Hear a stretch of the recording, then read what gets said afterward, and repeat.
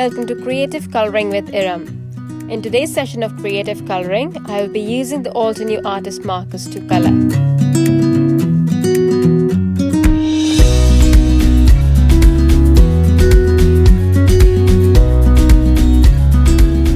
The image that I'm using today is called the Grateful Heart stamp set, and I have already went ahead and stamped several images on Cressola white cardstock with permanent black ink.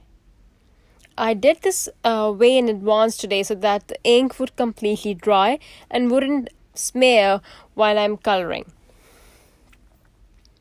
I will start by adding the darkest color, that is grapevine. I'm using the Red Cosmos family of artist markers for the flower petals. After the grapevine, I'll blend the color out in a flicking motion with ruby red artist marker. The next color that I'll add is coral berry, and the last one is frosty pink, which is the lightest one in the color family.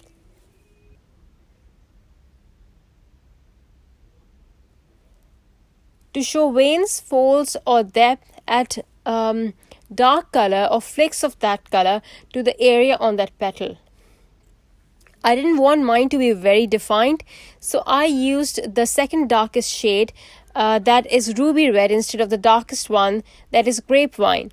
But if you want your petal folds to be more prominent, go ahead and use grapevine. But blend it out with ruby red and then coral berry and then in the end with frosty pink. You will see that I will also blend out my the folds of my petal with the lighter shade that is coral berry, because that is the second lightest after ruby red. For the flower center, I'll use buttercream and warm sunshine artist markers, and for the leaves, I'll use the Greenfield set of artist markers. I'll leave you with some music. Enjoy the coloring process.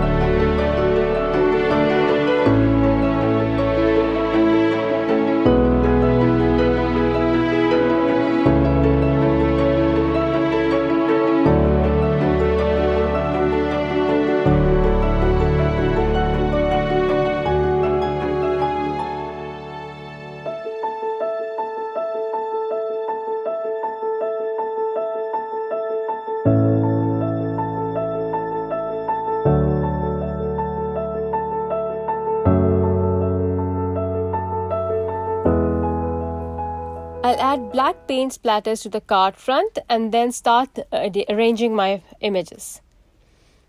I lost some of the actual footage, so here is what I do have before I added the paint splatters. I'll fast forward it as I'm still trying to figure out how the arrangement is going to be and how many more leaves I would need. I like how this card turned out. I finally re-inked my artist markers and the difference of result in the coloring is massive. I hope you liked my card. Thank you everyone for watching. Bye.